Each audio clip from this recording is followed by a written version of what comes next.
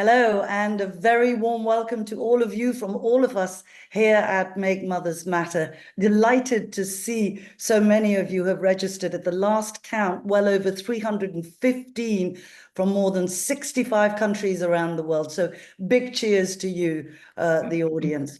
And a special thanks to our moderator and our panel. You will meet them shortly. The video teaser you just saw was produced for us by our partners Cartoon Base, specifically to illustrate today's theme of unpaid care work. For all the speaker bios, please head over to our website. Details should be coming up in the live chat now. Do put your questions in the live chat and or in the Q&A segment. We will try to address as many as time permits. And we have simultaneous translation for our French speakers. You'll find that button at the bottom of your screens.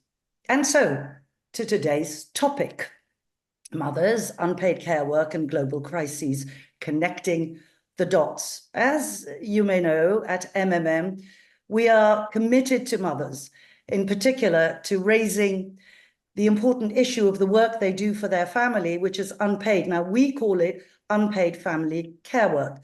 Women, and particularly mothers, do it every day. And it impacts not just them, but their children, their communities, and society as a whole. We simply cannot survive without this invaluable work. So what's the problem?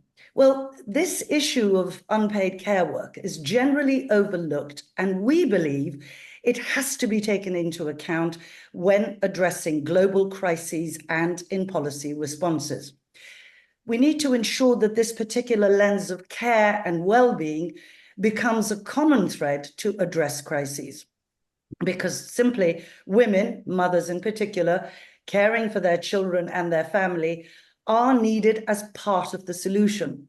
And also because a more caring society based on a strong care system and policies to recognize, redistribute, and support the work of caring could help prevent or mitigate the impact of crises by enhancing women's resilience. So our current GDP-focused economic system is clearly not working, contributing to crises and exacerbating inequalities, including those linked to care. As our speaker, Olivier de Schutters, in a recent Guardian article said, and I quote, "GDP has no way of accounting for the estimated 16.4 billion hours spent every day worldwide on unpaid work, largely carried out by women, that underpins the global economy, caring for children, people with disabilities, and other older citizens." So, what are we to do? Again, I quote the special rapporteur. "We urgently need to look beyond profit, beyond the short term, and beyond the interests of the few." And he adds, "Unpaid domestic and care work should be remunerated through paid parental and carers leave, included in pension calculations, and supported through access to safe water, sanitation, affordable childcare facilities, and other essential services." So today offers us an opportunity to look at this overall scenario facing us and help us to explore how we go about actually transforming our systems to first serve the well-being of people and the planet and put care right at the center. This is a collective responsibility, one that must be shouldered by all parties, governments, policymakers, the private sector, businesses, and of course, all of us. It's time for me now to hand you over to our moderator. Adriana Quinones is the head of Human Rights and Development and deputy head of UN Women Geneva office. She leads UN Women's work at the Human Rights Council and all high-level actions in trade, labor, climate, and other development topics. Adriana, it's a real pleasure to welcome you to MMM's virtual platform. I give you the floor. Thank you very much, Shahnaz, and thanks to Valerie also here with us. Make Mothers Matter has been raising key issues that we are finally able to discuss in this panel today. So with that, I want to give you a very warm welcome. It's a very important time of discussions about the 2030 agenda, how to eradicate poverty in times of multiple crises, and the effective delivery of sustainable, resilient, and innovative solutions. I am glad that you're joining us from so many countries around the world, and that this is being seen also in New York, as well as in Geneva and many countries around the world. We're going to be speaking about mothers, unpaid care work, and global crisis, and to be connecting the dots. We have several objectives, but what we want is to shed light on the interlinkages between unpaid care work and crisis, a topic that has up until today not been in the agenda, not been in the discussions. It's not only an issue that needs to be taken into account to be addressed in crisis and policy responses, but also the lens of care and well-being for all becomes a common thread to address and prevent those interconnected crises. So it's a new perspective on some of topics that are as old as we all are. So what we want is to describe the specific impact that most crises have on women's unpaid care workload, and in particular, if they are mothers, and how they exacerbate pre-existing gender inequalities. To examine how these adverse effects could be addressed or mitigated in policy responses, but also at the community and grassroots level. And to discuss how a care society based on a strong care system and policies to recognize, redistribute, and support the work of care could help prevent, mitigate these impacts and enhance women's resilience, and even address and prevent poverty and crisis themselves. Also, to highlight our current economic systems and how they contribute to crisis and exacerbate inequalities, including those linked to care, and call for its transformation so that it first serves the well-being of all people in the planet and puts care at the center. So with that, I'm going to start asking questions to our distinguished panel. And first, in our order is Yusra Kadir, Chief of Programs and Advocacy Officer for Mothers Matter in Canada, who will give us a view from country level. So, Yusra, in which ways does crisis-induced migration impact women's ability to assume their care responsibilities, and in particular, when they are mothers? What is the background of the women served by Mothers Matter Canada? What are the challenges they face? And what does a grassroots organization like Mothers Matter Canada do to support them? How to make these issues more visible to decision makers, and what type of policy is needed? You have like 5 questions in there, so looking forward to hearing from you. I'll try my best. Thank you so much for having me. I'm coming to you all today from the homeland of the Lenape people, which settlers call New York. I want to start with the facts. In 2023, 117.3 million people were forcibly displaced, and over 40% of these were children. That means 1 in every 69 people on this planet is forcibly displaced right now. These numbers have doubled over the past decade. We are seeing new climate refugees, and we are seeing new conflicts as well as ongoing conflicts. Just last year, Sudan, 6 million people displaced, Myanmar, 1.3 million people displaced, and Palestine, 1.9 million people displaced since October last year. That's 75% of their population. So displacement disproportionately impacts women as they lose assets, they lose livelihoods, they risk separation from families, and the already limited opportunities available for women become completely inaccessible. Returns and resettlement take years. So how does this impact women's ability to assume their care work? I want to spend just a brief moment talking about care work, which is the most unrecognized yet the most valuable industry in the world. It is the hidden driver that keeps the wheels of our economies, businesses, our entire social ecosystem turning. It's driven by and paid by women and girls who are often trapped in the bottommost tier of economy. And they pay in terms of limited or no social, educational, or economic opportunities. The poorer you are, the more you have to work and the more unrecognized it is. So for our care work as women, the cleaning, washing, cooking, caring, we spend 16.4 billion hours every day doing unpaid care work. And if all of us got paid at a minimum wage level, that would add $10.8 trillion to the global economy every year.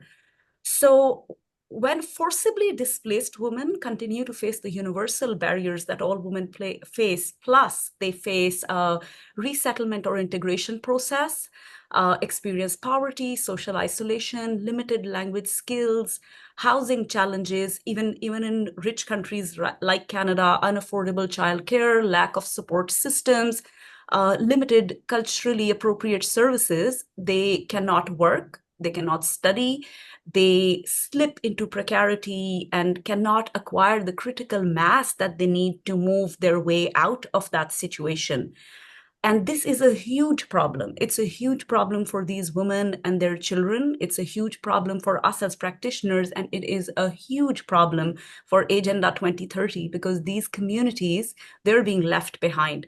So we need things to change at speed and at scale, both of which we do not have with 5 years left in Agenda 2030.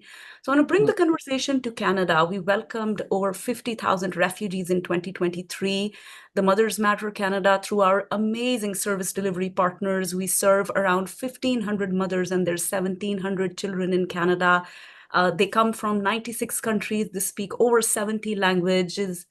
63% of our clients live in a low-income situation. Our programs are peer-based to build confidence, capacity, and community connections. Our programs create employment for around 150 women, mostly mothers, across the country each year. And that employment is flexible. It is manageable with caring responsibilities that the women have. So these women work with other women, uplifting them, connecting them to food banks, shelters, public services, schools, because until the children can settle, mothers cannot settle.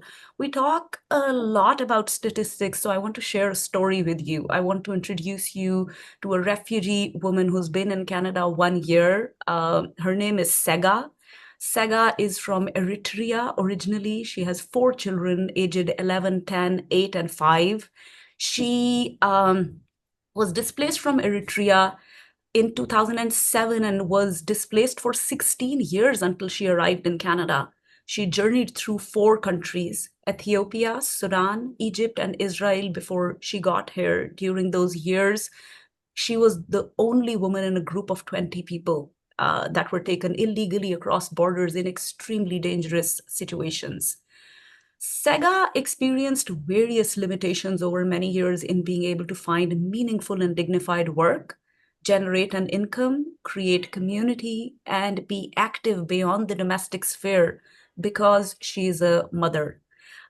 Information about our programs and a blog on Sega's story will be pasted in the chat, and I invite everybody to explore that.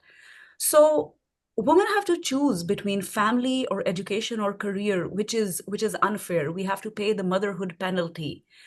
If a child is sick and someone needs to take the time off, it's often the mother that does it. While women lose opportunities to work or grow in their careers, men gain as fathers. So a recent report from the National Academy of Sciences shows that fathers make roughly 20% more money than men who don't have children. Another report by a British trade union shows that men who work full-time get a wage bonus when they have children.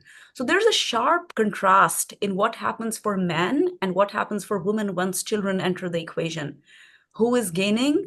Who is paying for this gain, and at what terms, and how is that fair? I leave these questions with the audience here today. So at MMC, in our programs, we really try to find pathways for mothers to be able to manage care work, but also to do more. We refuse to accept mothers as a sacrificial generation or the free, invisible labor, as they're human beings with equal rights to access and benefit from social, educational, and economic opportunities. we don't see vulnerable, isolated, marginalized women. We see strong, resilient, inspiring women who change their lives and make the world a better place for us. So I just want to recap a little bit the issue at hand before I move into the policy asks. So the big issue is unpaid and underpaid care work. It perpetuates gender and economic inequalities. It feeds into an economic system which is incredibly sexist. It systematically and repeatedly violates the rights of women and girls. It has no place in a fair, equal, and inclusive world that the Agenda 2030 visions. I will leave you with 5 policy asks that as civil society practitioners, we should be asking policymakers. 1, we should advocate to recognize, reduce, and redistribute unpaid care work through holistic intersectional approaches. 2, we should call out discriminatory, non-feminist, and racist policy programs and approaches. 3, we need to strongly engage men and boys, fathers as allies in our cause. 4, we need flexibility in terms of funding, in terms of policies, in terms of work models that enable women to generate incomes and achieve more, but also manage their care responsibilities. 5, we need to keep amplifying the voice through events like this, because CSO representatives, as women, as mothers, the situation at hand right now is simply unacceptable. Thank you so much.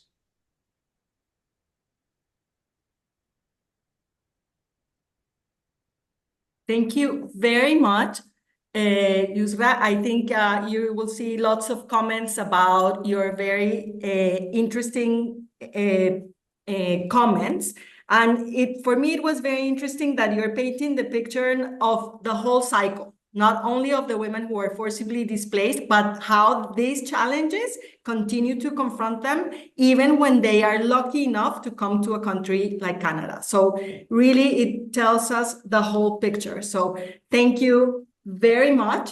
And now we will continue with Lorena Aguilar, Executive Director of the Kashak Institute for Social Justice for Women and Girls in Binghamton University, New York. She's author of the UN Women's Working Paper on the Climate Care Nexus. And we're so happy that you will join us. And I will ask you a few questions, including the linkages between climate change and other environmental crises, and women's and girls' unpaid care work. How is the topic being addressed in some of the national plans, strategies at the national level, such as the national drought plans and national determined contributions? Why is recognizing care as a public good an important step in addressing those crises and advancing gender equality? What are any other recommendations? Thank you for joining us, Lorena. Thank you, Adriana, and thank you for MMM for this event. Definitely the nexus between climate and care has not been really taken into account, neither at the international level nor at the national level. It's a tremendous depth. And we also need to understand, as Adriana was saying earlier, that climate change, biodiversity, and environmental degradation accelerates and intensified into these interlinkages crises. You see there some data from IPCC that tell us what is going to be the impact in human health and safety, especially in the global south. We have advanced. We have to say that we have advanced in the discussion, especially within the Convention on Climate Change, on addressing some of these structural challenges of gender inequality. However, we have to remember that in 2008, there was not a single mention about gender within the convention. Today, we have more than 120 mandates. Unfortunately, nothing dealing with women and girls' unpaid care, domestic and communal work. And this is an urgent issue that we have. When you look at the MIAs, the multilateral environmental agreements, as I said, like the Convention on Biological Diversity, the Convention to Combat Desertification, UNFCCC, the Climate Change Convention, there is not a single mandate at the international level in these treaties when it comes to care, and not even in their gender action plans. And this is important because both the CBD and UNFCCC are in the process of developing new gender action plans. And we need to really try to incorporate some of these elements. But on the other side, it's also true. When you see CEDAW's reports, the linkage between care and the environment, except for some very few instances regarding water, is not there.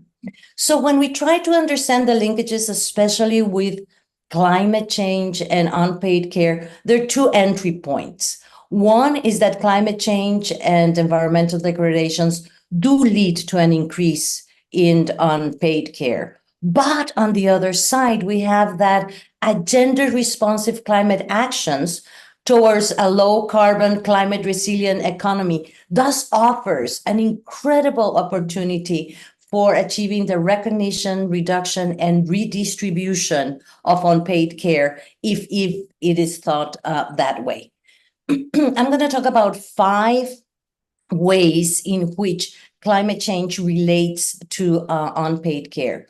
One is this reduction in natural resources availability that affects women's and girls' unpaid care. You see women taking more hours involving them in really trying to fulfill the needs of their family. You also see how there is an impact of fragile food ecosystems. And we see, for example, how this is impacting the health of a lot of the women. For example, the gap in food insecurity between women and men has widened from 1.7% in 2019 to 4.3% in 2021. Health, tremendous impact. Even though there's no relation in the time that women are spending looking after the sick because of climate change, the exposure that we have to heat waves, the climate-sensitive foodborne, waterborne, vector-borne diseases associated with climate change. And something that we don't talk about a lot is this rise in mental health impact. Mostly caused sometimes because of high temperatures, but also this anxiety and distress about climate change. A relationship that is the easiest one that people usually do is water. Yes. In 2023, some 380 million women and girls live with high or critical water stress, and that is only going to get worse. By 2050, we're talking about 674 million. And we know that women caring for others when it comes to droughts is expressing standing in queues for water and walking long distances to collect water.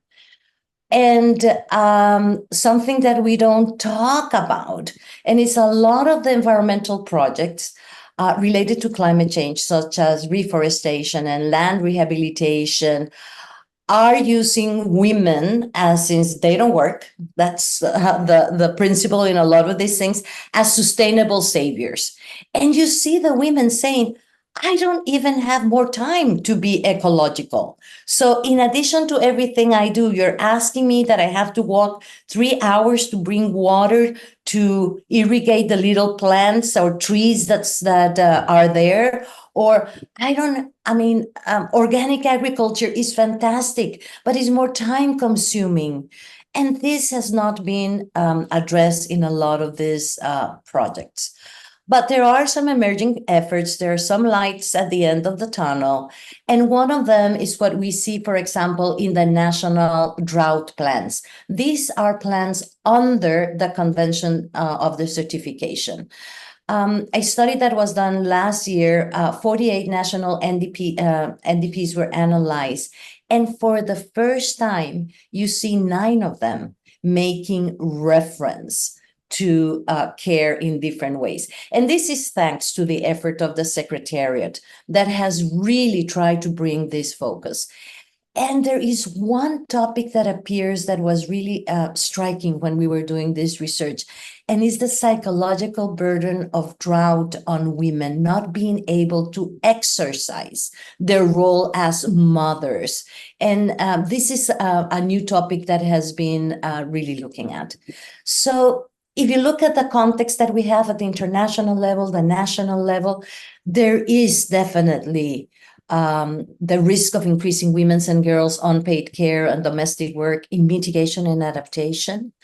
The solution must reduce and not increase, because it's not seen that a lot of the solutions that the projects are investing, call it adaptation, call it mitigation, are having an impact. They are increasing women's and girls' unpaid care. And there is also the possibility of increasing investment in labor-saving, sustainable infrastructure and improvement and services. And definitely at the level of policies, should build on efforts to recognize care as a public good, a universal right, and an essential building block for the well-being of our societies, our economies, and our environments. So thank you very much, Adriana.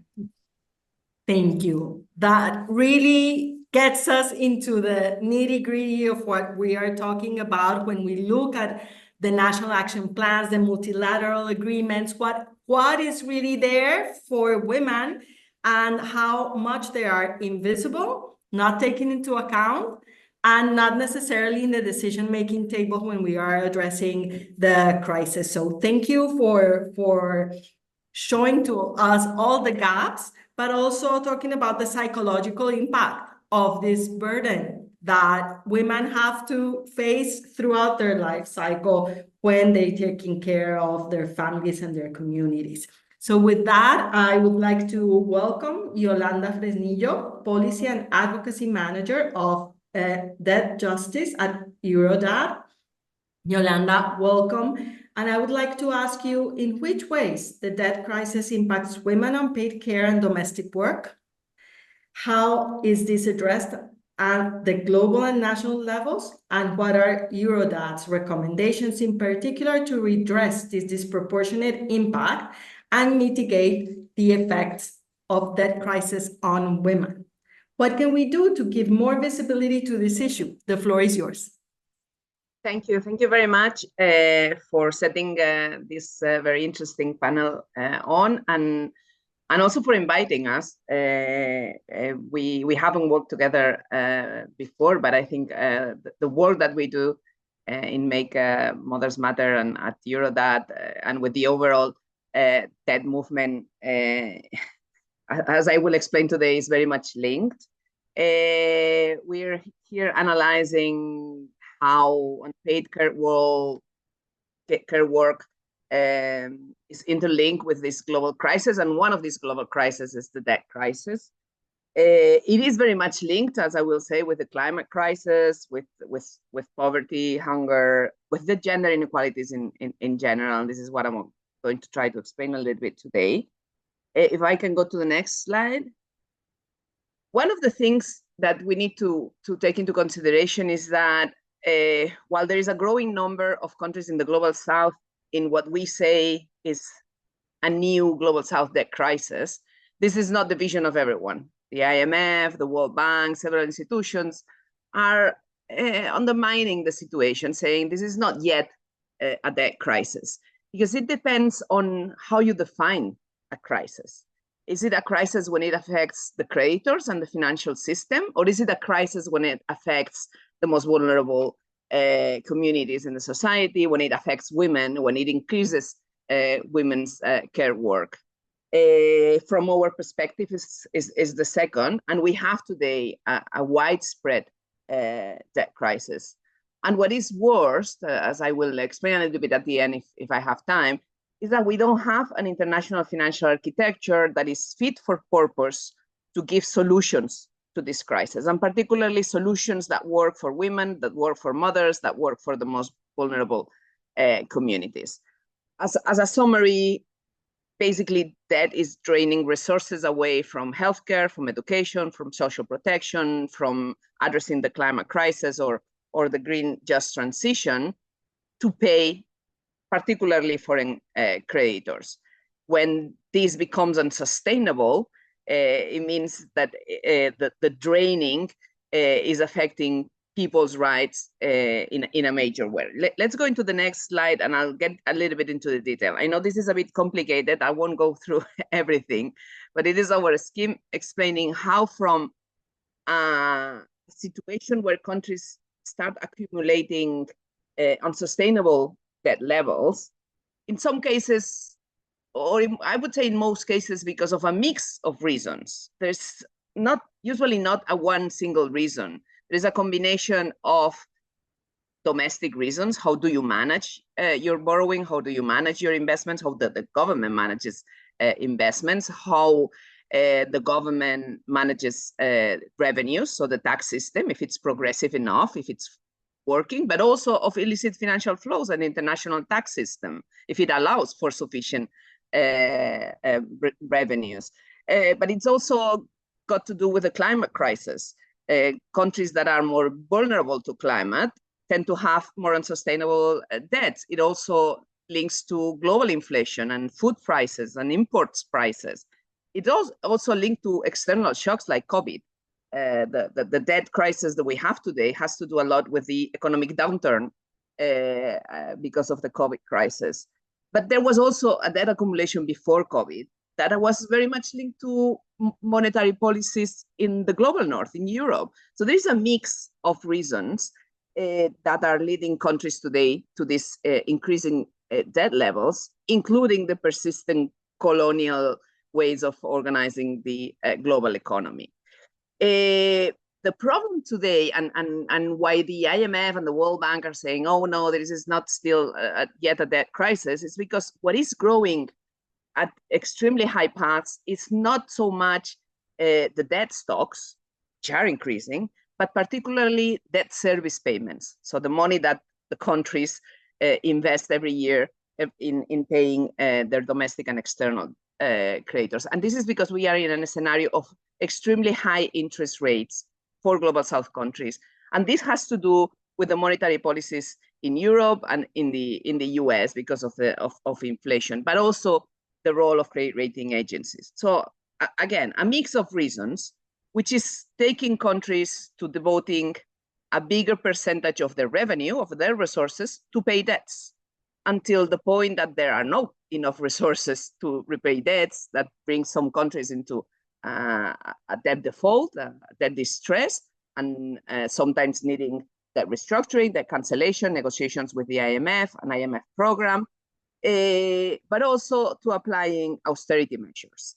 These austerity measures are applied both because of the pressure of international financial institutions like the IMF, the World Bank, but also because there is a global neoliberal mindset that has made everyone believe that this is the way forward. When you don't have enough resources to pay off your debt, what you need to do is squeeze your spending, squeeze your investment in public services, squeeze your investment in social protection, but also privatizations, the regularization, so the overall austerity measures. And this has impacts into human rights, into the possibilities of fulfilling the SDGs, into the possibilities of tackling the climate emergency, but particularly undermining women's rights and gender equality and increasing care work. If I go to the next slide.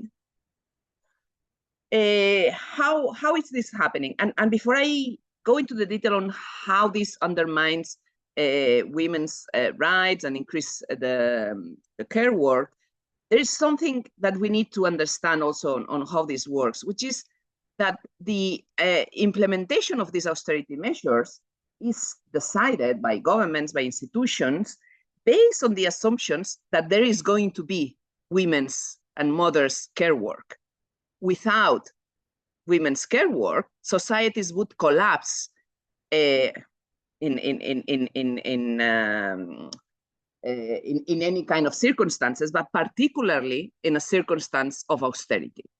So if women don't take on the services and the care work that the public services stop providing because of the cuts, because of the privatization, because of the different austerity measures, societies would collapse. It is women who bring in food to collective communities in the times of hunger. If they and when these policies are decided, they are counting on women as shock absorbers of those policies. What are these impacts? Well, obviously, the most obvious one is spending cuts into public services. Therefore, there is a loss of quality, of coverage, and access to basic services like education, health, childcare, elder care, and this increases the burden of unpaid care work for women. It also increases the exploitation of underpaid care workers, because when women that have access to formal labor need to increase their work hours outside the home because of the crisis situation, they rely on lower paid informal workers at home to deliver that care work as well. So it doesn't only increase domestic care work, but also kind of the exploitation of underpaid care workers. There's also the promotion of PPPs, public-private partnerships, of privatization, that also enhances this loss of quality, coverage, and access of public services, also by increasing the price of basic public services. This sometimes leads to indebtedness of families, particularly women, who get indebted in order to be able to provide for their families on basic services, not only housing, but also education and health. The reduction of food and energy subsidies has a particular impact on rural women who have to increase their work on providing water, food, and energy for their families. We've done some studies in some countries, and I am from Spain, and we also suffered from a debt crisis some years ago. And it's normally the services covering women's needs, and particularly maternal health, but also services for survivors of gender violence, the ones that are cut at the beginning of the crisis. These are the ones that are the first to be cut by governments. But also countries tend to go towards contributive targeted social protection instead of universal social protection, which also has an impact on reinforcing gender roles of women. And finally, particularly in the global south, women tend to rely more on public work to get access to formal jobs. And when there is an austerity policy being applied, there are wage cuts affecting particularly the sectors where women are concentrated, like health workers, social workers, educators, etc. All in all, it ends up in increasing the burden of unpaid and, as I said, underpaid care and domestic work taken by women, but also contributing to the feminization of poverty. If we can pass on the slide, I will go only for a couple of minutes more. One is that Lorena mentioned very excellently the impacts of the climate crisis on women and on mothers, particularly.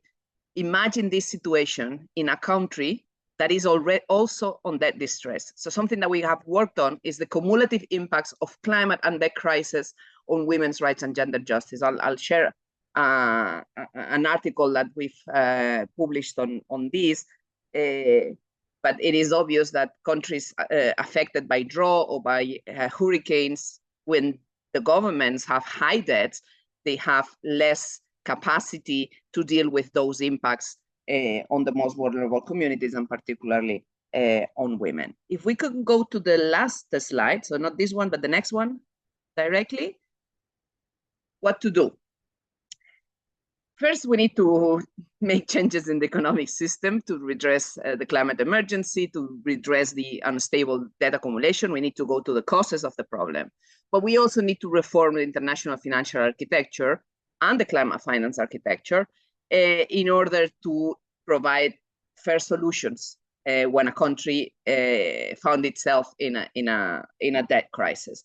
The first that we're calling for is a fair, transparent, and multilateral UN framework convention for debt, so that there is a system that is multilateral and that can help countries address debt problems. There is a need for unconditional debt cancellation, particularly for climate vulnerable countries, not only, but particularly. We need to decouple the debt resolution from austerity and IMF programs, but we also need to deliver on debt-free, new and additional climate finance and fulfill the development finance commitments, because this is one of the causes of debt accumulation. We need to reframe the climate finance architecture in order to allow countries to go towards a greener model, economic model, and also obviously loss and damage and an automatic mechanism to hold debt payments in the wake of extreme events, so countries can deal with those cumulative impacts that I was talking about. So in this sense, reforming the international financial system, particularly with this UN multilateral debt resolution framework, and delivering on unconditional debt cancellation, but also effective climate and development finance would be the proposals that we put on the table. Thank you very much. Thank you very much, Yolanda. As you said, we do not have an international financial architecture that is fit for purpose. And we're not often examining at that macro level how this architecture is impacting our lives. We have seen some changes in IFIs with projects, with new ways of doing business, but at the core, overall, the system is left untouched. And we have seen so many governments threaten to shut down human rights institutions, women's machineries. And so I wonder what would happen if we look at one of your slides from the bottom to the top. We will be saying, strengthen women's rights and gender equality and institutions, tackle the climate emergency, fulfill the SDGs, and strengthen human rights protection. So maybe we should be looking at things the other way around, as you suggest. And I thank you very much for this contribution. I now will give the floor to Céline Charveriat, founder and CEO of Prototopia, a member of the Forum for Caring Societies. Dear Céline, in which ways are the crises that we face today interconnected? Why and how and care-centered transformation could and should be the holistic approach needed for systemic change? What is the vision of caring societies, and how caring societies embedded in economies that dare to care could help address those multiple and interconnected global crises? You have the floor.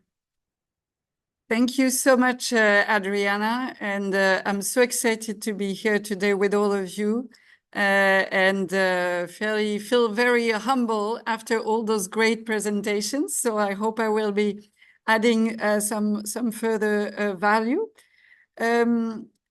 As you said, Adriana, I work for Prototopia, which is a new organization that is trying to, what we say, imagineer a green, caring society. So, and I'm also a member of a very small collective at the grassroots called Mère au Front, which is very much inspired by ecofeminism. And the way we look at the concept of a green caring society is both as a framework that could allow us to connect the dots, but also as a narrative or a common call that could unite civil society in defining a post-2030 agenda by really trying to have it in the broadest sense possible and have the many struggles that civil society have come as one, using a care framework to do that. Because at the end of the day, the purpose of society is to be able to care for yourself, to care for others, and to care for the planet. And we see really the problem as a twin crisis of care, with a strained human care system who's going to be put under even more strains by the ecological crisis. Next slide. So the human care systems are really under a lot of strain to a multiplicity of economic, societal, and demographic factors. I mean, depending on the country, and sometimes, you know, you also have war to add into this, and large-scale displacement. So due to a multiplicity of factors and shocks, I will highlight, because I see that someone in the chat was talking about demographic factors and global aging as being one of the factors that sometimes is not spoken enough about. I mean, here, for instance, in Europe, we will see a massive increase in long-term care needs within society, without a corresponding effort in creating the right sort of investments and processes to help society cope. So we will expect, once again, families and women in particular to be coping with much of what this will create for the human care system. And then at the same time, it's been already mentioned, we have a triple planetary crisis. And here I would like to highlight, it's not just climate and the climate emergency. We have accelerating biodiversity loss, and we do also have air, water, and soil pollution. So this has a multiplicity of impact, multidimensional on households, which means, you know, mothers are hit first and foremost through the higher morbidity and mortality of family members, through disrupted ecosystem services that women are relying on to take care of their households, for instance, water, it's been already mentioned, but also disruption of public care infrastructure. With the multiplicity of natural disasters, you have more and more disruption, and even worse, more so if in the case of displacement.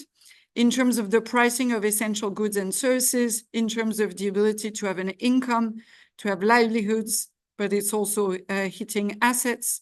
And what we see very often is, with the number of crises becoming more frequent and more severe, people never recover in terms of their assets. So they fall deeper and deeper into poverty. The availability of social protection, but also other coping mechanisms, because ecological shocks are what is called covariate shocks. They affect the whole of society. So you cannot easily rely on your community, because the entire community is hit in different ways, but it's not like you can rely on your neighbors, because this is a shock that is affecting everyone, and obviously displacement.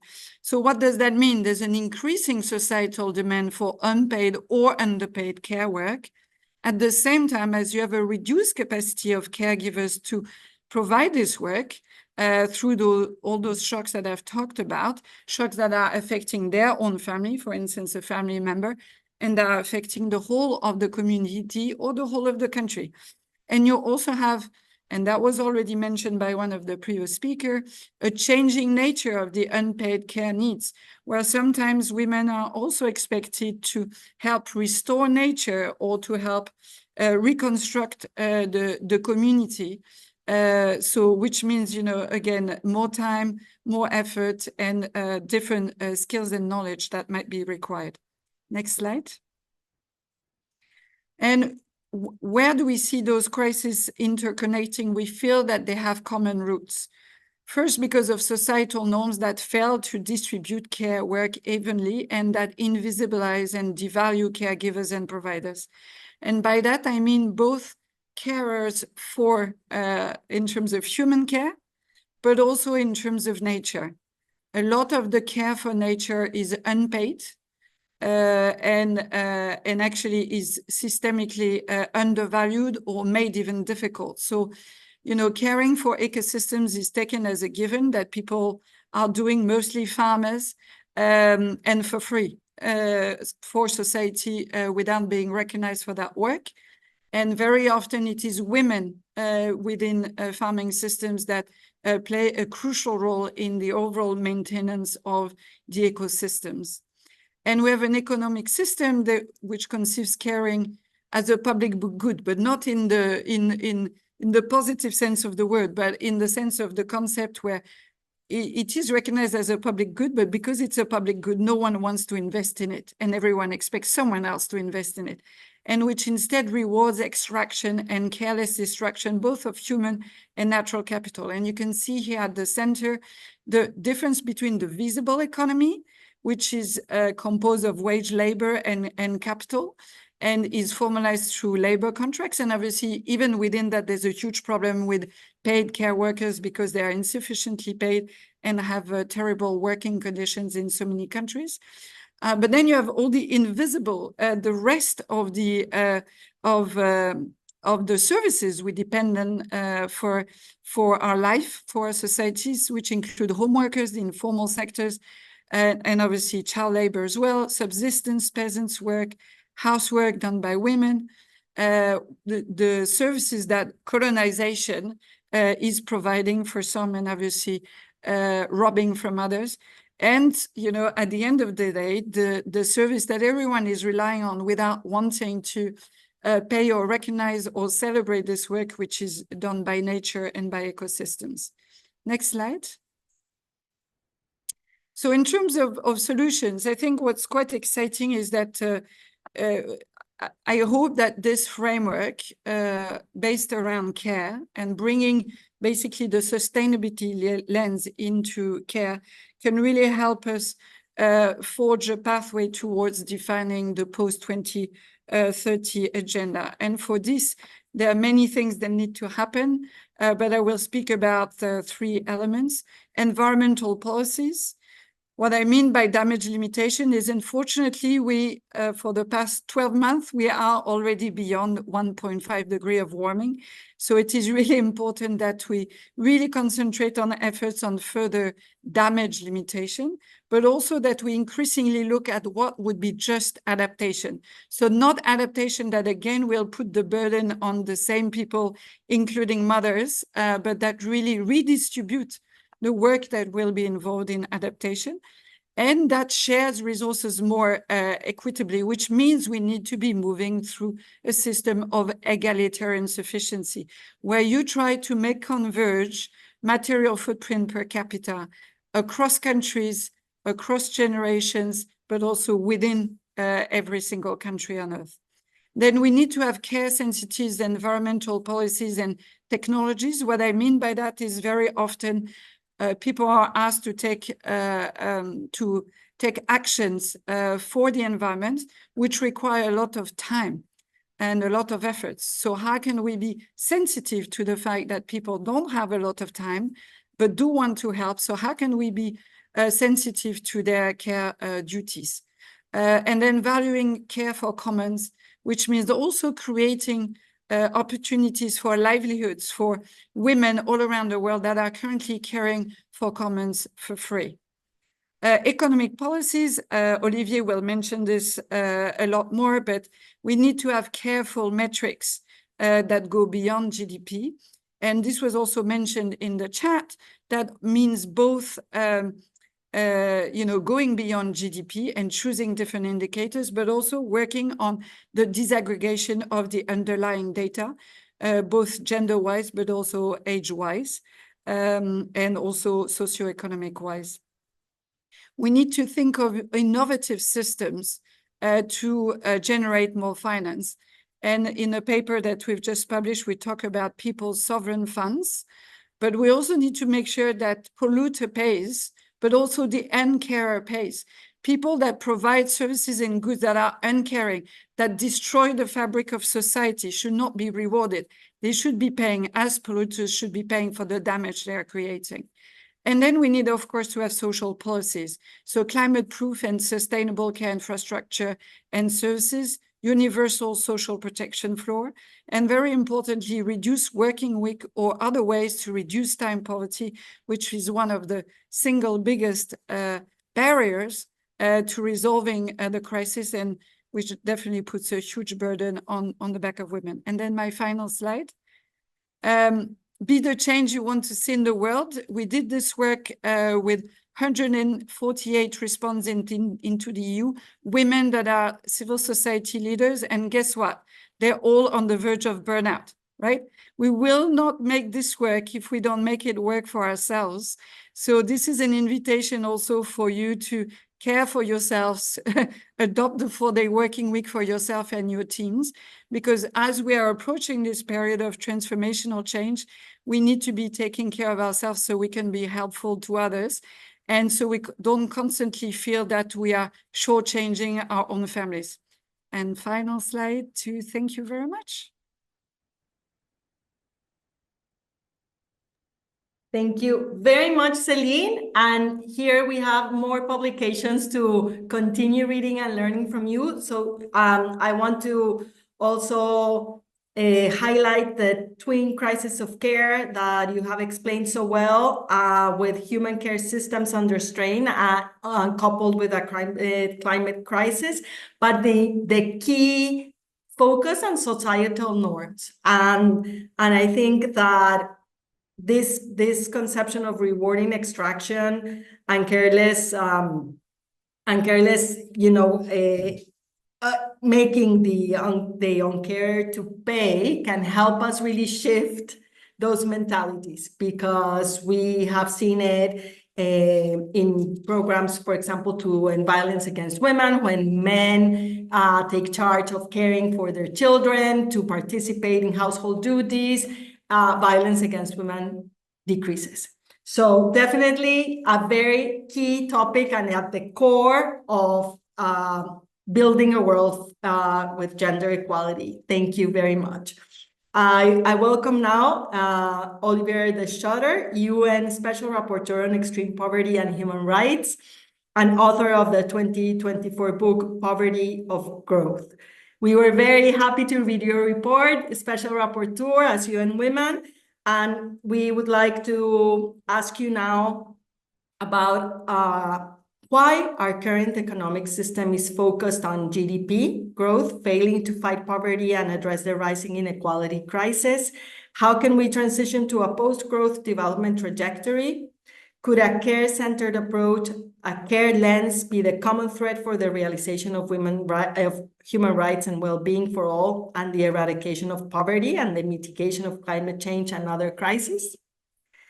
How can we bring together all the initiatives that are flourishing to redesign, transform our economic and social systems? For example, the care society concept, the human-centered economics, social and solidarity economy, human rights economy, well-being economy. Welcome to our event. Well, thank you very much indeed, Adriana. It's a great pleasure to be here. And like Celine, I'm really humbled by all the very good presentations we heard. I hope to modestly be able to contribute something in addition. Let me start by saying that this event, convened by Make Mothers Matter, is extremely timely. Because remember, when we went through the COVID-19 pandemic, everyone was speaking about the care economy and the need to strengthen it further. The need also to recognize the value of unpaid care work and to support it much better. The care economy is already quite significant. It's, according to the data I have, 381 million people in the world, more than 11% of global employment. And as to unpaid care work, we heard some estimates. If it were to be valued by the market, it would be worth $11 trillion, an enormous amount. And of course, the vast majority of that unpaid care work is by women who spend on average 4.5 hours per day on unpaid care work, when the average for men is about 1 hour and 30 minutes. However, these hopes were disappointed largely. The post-pandemic developments have not met the expectations in two ways. First of all, it's important to recognize that wages in essential sectors of the economy, the care economy included, health and education, but also food, the wages in these sectors remain significantly below the wages that are paid in other sectors, about 26% lower on average, taking into account qualifications and experience. Why is this? Well, in the report I presented on the working poor, I discuss this in some detail, and I highlight the two major factors explaining this discrepancy. First of all, wages today are mostly set on the basis of the demand expressed by the service users. In other terms, the purchasing power of the beneficiaries of the services that are provided. And as a result, services that meet the needs of low-income households or of poor communities are usually undervalued. And that is the first reason why wages in sectors such as healthcare, education are so much lower than in many other sectors of the so-called productive economy. And the second reason, of course, is that the care economy is mostly populated by women, and wages are low because of this gender segregation and persistent gender-based discrimination in how wages are set and calculated. And so one of the recommendations I made in that report on the working poor that I presented last year is that we need to value work performed in the care economy much better, aligning wages with social utility, the value to the community as a whole, and the value to healthy and resilient societies. That, in my view, Adriana, requires that states intervene much more in how wages are set through collective bargaining by social partners, because otherwise the bargaining position of unions will be very weak when people basically have a limited ability to pay for the services that are so essential for the sustenance of the economy. Now, the second way in which post-pandemic developments have been disappointing is that these developments have not resulted in governments reinvesting massively as they should have in public services that could have relieved women from the burden of unpaid care work. Today, we know that about 600 million women globally remain outside the workforce due to the fact that it is they who have to care. They have to shoulder the caring responsibilities and their roles in social reproduction, which includes childcare in early childhood, the care of older persons, fetching water, fetching fuel wood, cooking the food. And as Lorena Aguilar was emphasizing, this will increase further as a result of climate crisis, particularly droughts that will make it even more burdensome to take care of those necessities for households. Now, today, as a result of the COVID-19 pandemic and as a result of the high inflation numbers we've seen in 2022 and 2023, leading central banks to increase interest rates, resulting in the costs of debt servicing skyrocketing. As a result of these developments, governments are moving to austerity policies. And that is why the intervention of Yolanda Fresnillo from Eurodad was so important. Today, globally, 3.1 billion people live in countries that spend more on servicing the public debt than they spend on health or education. And governments are cutting public spending all over the world to maintain the trust of rating agencies and avoid the snowball effect in debt servicing. So against this background, I presented a few days ago to the Human Rights Council a report on eradicating poverty beyond growth. And the report calls for a shift from an economy that prioritizes GDP increase to an economy that prioritizes well-being, from an economy that erodes the natural capital, the social capital, and the human capitals in order to augment financial capital and the expectations of shareholders, to an economy that reduces environmental pressures, prioritizes social cohesion, and invests in children. And finally, from a strategy that combats poverty by growing the economy, taxing, and redistributing, a sequence in 3 steps, grow, tax, and spend, that has been classically the one used by governments to combat poverty, to an expanded toolbox in the fight against poverty that includes an inclusive economy addressing poverty ex ante rather than ex post, after market mechanisms have operated. And so my report is about which tools we could mobilize to move to a well-being economy. And when I asked governments in a questionnaire I addressed to all 193 states of the UN, what they were doing to promote this shift, most of them answered, we have prepared alternative indicators of progress, right? Indicators that go beyond the GDP. And this was indeed target 17.18 of the SDGs that refers to these alternative indicators of progress.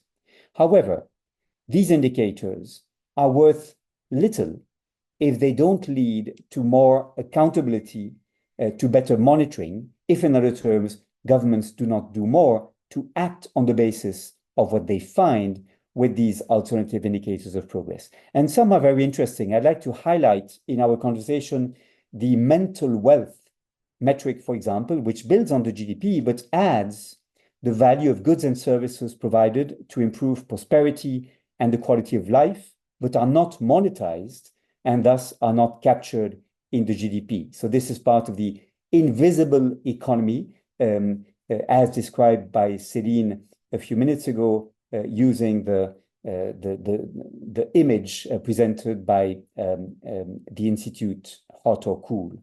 Now, these indicators exist. There are many proposals for indicators alternatives to the GDP, but the problem is governments are not acting on this. They are not accountable to what those indicators show. And this is why my report emphasizes a number of tools that could be developed in order to shift to a well-being economy, including, as you mentioned, Adriana, the social and solidarity economy, shifting taxes from taxing incomes from work to taxing wealth, financial and immovable assets, and of course, investing in the care economy to move from the search of efficiency and competitiveness to a search for resilience and reduced dependency on markets for the satisfaction of basic needs. And Shahnaz, in her introductory remarks this afternoon or this morning for those in New York, listed a number of implications of investing in the care economy that the report describes. Now, the next steps will be the following. I'm now preparing a report in the upcoming dialogue I will have with the UN General Assembly on mental health and poverty, and I focus on the social determinants of depression, anxiety, burnout. 11% of the world's population is now facing some mental ill health of some kind, including 280 million people facing depression, 301 million people facing anxiety which will worsen with climate disruptions, as emphasized by Lorena Aguilar. And of course, the aging of societies will result in more people facing dementia, as emphasized by Helen Medjger and Céline a few minutes ago. This will mean more care will be required to take care of older persons. And I try to show in this upcoming report on mental health and poverty how the lack of economic security, the growth of precarious work, heavy workloads, varying and unpredictable working schedules in particular, and status anxiety resulting from the growth of inequalities result in a global burnout pandemic. I will also build on the report I presented last week to the Human Rights Council on eradicating poverty beyond growth by trying to build a roadmap for moving to a post-growth economy, connecting NGOs, think tanks, academic experts, and international agencies to identify what each of these actors is proposing in order to shift from the current growth-obsessed economies we have, focusing on increasing the GDP, to well-being economies. And to do this, we should rely on pathway thinking, move beyond the management of crisis, but also beyond setting out generous visions for a post-growth economy without understanding how we can get there, which steps we need to take in order to move from the current status quo to the realization of that vision of a well-being economy. And I look forward, of course, to the contributions of Make Mothers Matter, but also of Eurodat and the Kastchak Institute in particular. Many thanks, Adriana. I look forward to our conversation. Thank you very much. And I think when the COVID crisis hit, we didn't really know where it was going to take us. But the one thing that I would say is very positive, it is how it has so clearly shown the burden on women and girls, not only in terms of hours of work, on the fragility of jobs, but also on how violence increased threefold during the crisis. And so now we have to take advantage of that, but also be accountable for those results that we are so clearly seeing.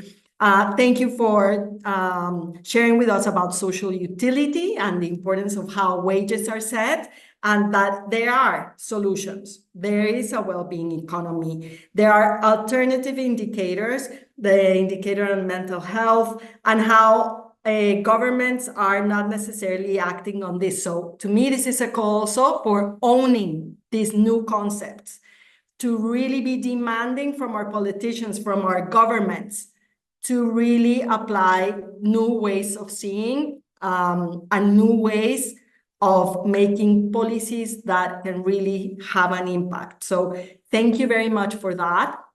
We have received some great questions from the floor. So let me thank all of our panelists. I've learned so much. I feel like we could be here for a long time discussing each of the very important contributions that you have shared. I will start with Grandmother Collective. Thank you for being with us today. Her question is, the discussion seems to be primarily focused on mothers who are younger in age. However, older women 50 plus are also mothers and often grandmothers. They continue the unpaid care responsibilities, are often on safety nets for communities in crisis. We have many examples of these situations. Does anyone have data broken out by age for the statistics mentioned? We'd love to see that and collaborate on looking at older women's contributions and unique challenges in these areas. So I will read two other questions so that we can hear then from our panelists. We have also a question around, let me quickly say, okay, so Paula Nipe, I hope I said this correctly, researcher from South Africa, who would like to know about the next set of the SDGs, trying to transform the current political economy into a system built on care, which reflects this vision of a well-being economy that we share. How do we translate this high-level ideology into a national priority? What does this roadmap to care look like in terms of legal frameworks, policy, and practice? And at the same time, how do we begin to strike a balance between recognizing women as providers and nurturers through a care lens without over-essentializing, reinforcing, and reducing them to this role as care and provider, all the while seeing states retreating from their historical commitment to human rights, demonstrating less care than ever? And finally, I have another question around, are we aware, is any of you aware of any education workshops taking place that educate about motherhood from biological, cognitive, and social perspectives to raise awareness for both boys and girls? Do you believe this could contribute to solutions when it comes to understanding, improving, and solving the problem of unpaid women's work? Are you aware of any funds specifically dedicated to mothers to lean on for education, childcare, housing for single mothers? The EU has been funding projects for young women and people under 30, people in low populated areas. How many similar projects focus on how to help mothers? So I think we have enough for each of you to choose what you would like to focus on. And I would like to go in the order of the panel, if that's okay with you. I will first give the floor for 3 minutes to Yusra. Yusra, please. Thanks, Adriana. So lots of questions. I'm going to try and stick to the areas of my expertise within the questions. So first, I just want to say that there was a very interesting session yesterday at the HLPF where the UN department, the UN DESA sort of did a presentation on their upcoming report where they were comparing a layer of trade flow versus a layer of financial flow. And they found like very many points of interconnectedness. And they said it was high risk, but high reward as well. And they were talking about the GDP not being not being inclusive of all the other factors. So I think that's great recognition. And if we just keep pushing and with Olivier's new report as well, like maybe we'll see some change. I want to talk more importantly about the question around how stressed and how burnt out mothers can get by looking after children, especially when they are younger. And that's what our business is all about. So I just want to say, one, like rest is resistance. And I mean, in a feminist perspective, it is like we do need to give ourselves the time. We cannot pour from an empty cup. How do we do that? That depends on the situation we find ourselves in, but it can be very simple things. So I would encourage people to look for those small moments when they can. I can put in the chat, there's a network of early childhood development action network. And they seem to have a lot of resources around parenting. There's the International Planned Parenthood Association. So there's various organizations which have resources around parenting and mothering, and they do all kinds of things. There's an application called Vroom. It's built on the science of early childhood education. It's bite-sized things people can do with their children in terms of effective parenting in like 2 minutes while they change a diaper or while they take a bus or while they're waiting for an appointment at the doctor's office. So there's a lot of things. There's a lot of things out there. Lastly, when will this culture change? I think beyond the SDGs, at the World Government Summit, there was talk about XDGs 2045. So I know that the leaders around the world are looking at what lies behind 2030. But I think as civil society organizations, the best thing that we can do is to not give up hope and just keep pushing with intensity, honesty, and commitment, which drives us, and keep our client-centric approaches and human rights approaches strong.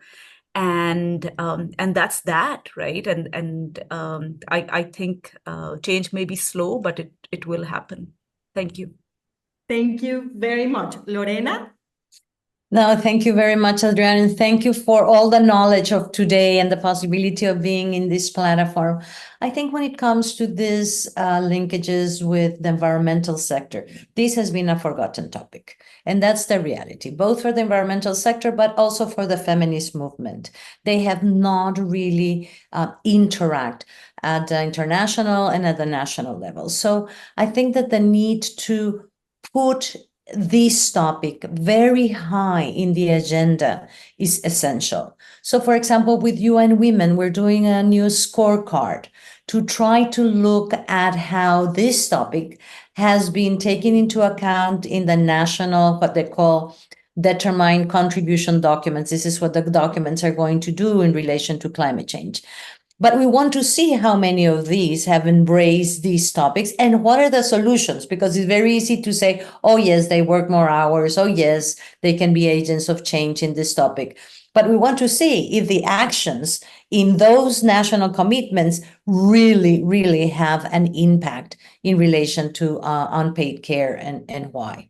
So I think that there is a need to be more proactive in trying to bring this topic. There is a golden opportunity, as I said, for the third gender action plan under UN CCC happening, under the CBD that is happening. But we also need to build the knowledge on why this is important and the value of bringing this topic into the environmental sector, which is not right now visibilized or acknowledged as an important topic. So I think that there is a need to cross that bridge on both sides, because I also think that the ministries or the machineries of women affairs need to understand the linkages of climate change and environmental degradation. So it's a two-way street in this process. Thank you. Thank you very much, Lorena. Yolanda? Thank you. I wanted to address the issue of what is next after the SDGs, because we have another opportunity next year with the Financing for Development Conference.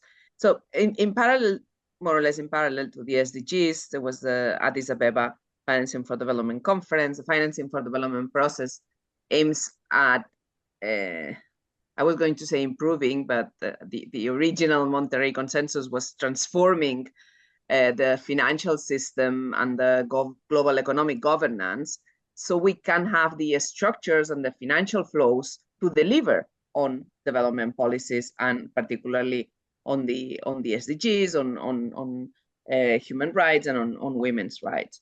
And I think that one of the lessons that we can learn from the whole SDGs process is that if we don't give ourselves a financial structure and an economic governance structure that is fit for purpose, it is very difficult to advance towards those objectives, because there are forces, and particularly certain financial forces in the private sector, that pull you towards other directions. And if we want to build strong public services that provide for care services, so women can decide whether to devote their time to care work with that being recognized, or whether to do other things and then having that care work being covered by the state, we need strong fiscal policies. What are those fiscal policies? What are the conditions that will allow governments to implement strong fiscal policies in order to provide for public services, social protection, etc. And I think this link between the fiscal policies and the care work is also something that has been quite unexplored. We get a little bit scared about the complexities of the economic and financial issues, but they are very much marking the possibilities of advancing on anything, including climate and environmental protection. So yeah, my thing would be not thinking only on what is the next in terms of advancing on sustainable development goals, but what are the structures, the financial and the economic governance structures that we need to make that possible. And we have a great opportunity next year with the Financing for Development Conference happening in July in my country, in Spain.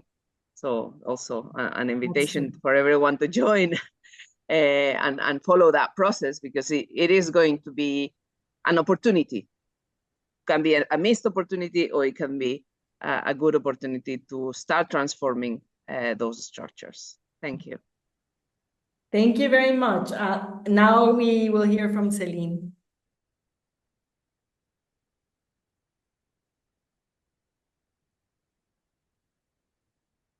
You're muted. Yeah. Yes, Yeah, sir. we can now.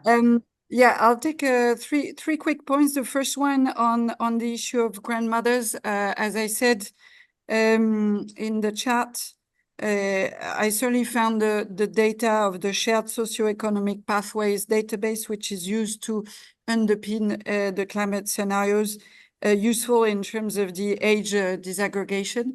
This was part of work that we did for HelpAge International. And some of the recommendations that came up was really to think of resilience in terms of life course resilience, you know, from birth to death. What are the different elements that will help bring resilience at an individual level and a community level? And the second thing, the theme of intergenerational solidarity, noting that very often in the worst possible situations where there is displacement, it is the older people that are left behind and or that struggle to follow the family to still take care of the infant. So indeed, that's a very important issue.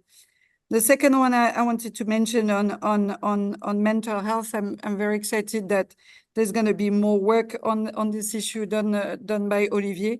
So United for Global Mental Health is taking up the issue of the ecological crisis. And what's quite striking in low and middle income countries is that, you know, in the North, we think of eco-anxiety as the main problem.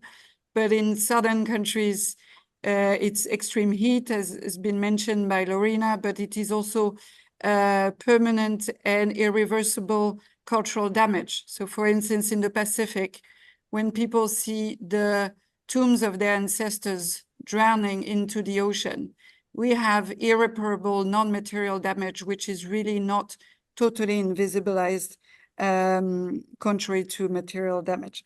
And the final thing I wanted to say on the side of opportunities, in 2025, the standard of national accounts, which is basically the Legos that form the GDP, will be revised by the UN. It's a very technical process. And I think we need to make it political. GDP was developed as part of a political project. So we need to reclaim the indicators. They're not a technical field. Statisticians give you the statistic you want them to give you. And so we need to make this more political. It will not go as far as we want in 2025, but we really need to set the stage for fundamental revision of the SNA and claim the space, you know, for a well-being society. Thanks. Thank you. And Olivier?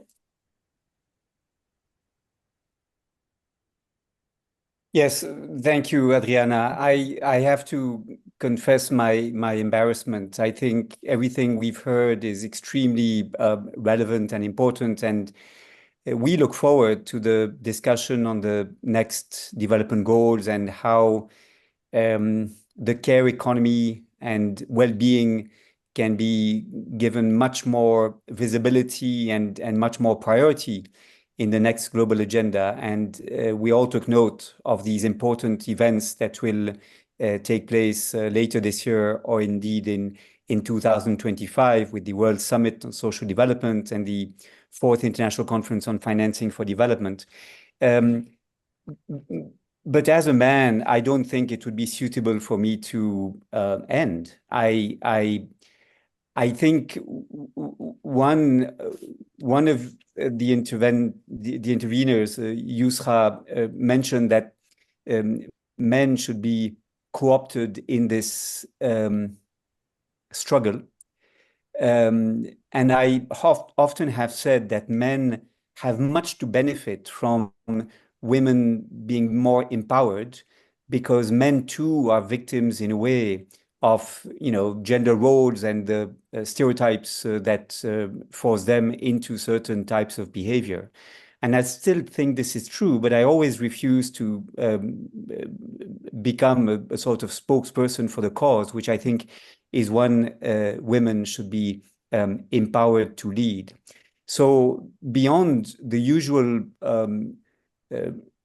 reducing the burden, recognizing the burden, and redistributing the burden introduced by Diane Elson, that I think has been a source of inspiration for many of us, we should add what Make Mothers Matter suggests, which is representing women better.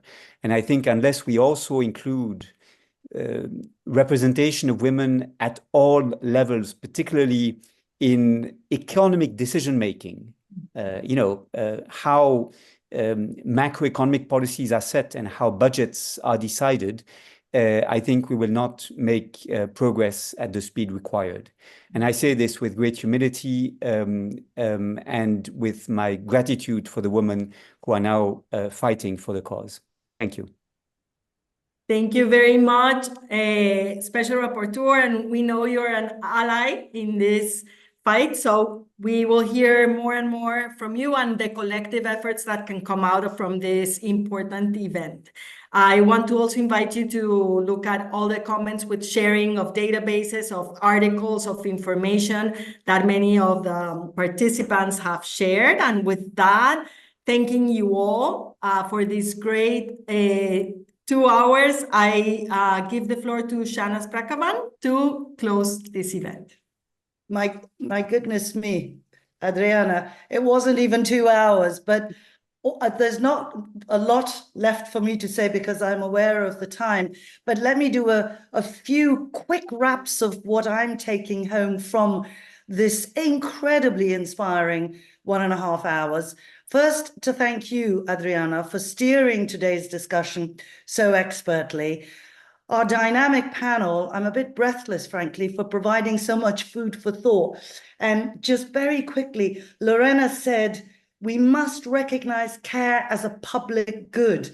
Yolanda said the link between fiscal policies and care work has been unexplored. Yusra said, change is slow, but it's happening. Olivier, men have much to benefit from women being empowered because men too are victims of gender stereotypes. But him calling for the representation of women at all levels, if it doesn't happen, progress will be slow. And finally, Celine, seeing be the change you want to see in the world. Take care of yourself so you can take care of others.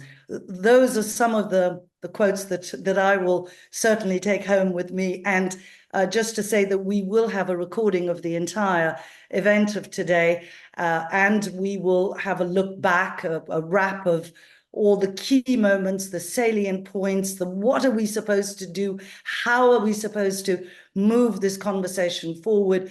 We need you, our wonderful audience, and I thank you as well for your supreme engagement with a tricky subject. And we need you to continue to engage with us on LinkedIn, through our website, stay with us so that what we have begun can be continued. And I must also thank our supporters and partners, Global Alliance for Care, Mothers Matter Canada, Prototopia, UN Women Geneva, Wellbeing Economy Alliance, Eurodad, and Kashak Institute, amongst others. And I will not leave without thanking our MMM teams, led by the multi-talented Valerie, whose face you haven't seen. She heads up our UN team. Marie-Liesse, who's been doing a super job of the interpretation. That's not an easy job. Sarah, for engaging so warmly with you, our audience, who are been so knowledgeable and thrown so many fantastic questions there. And of course, Jackie, our UN rep in New York, for always extending her support and commitment. Thank you, and we'll see you again soon. Bye-bye for now.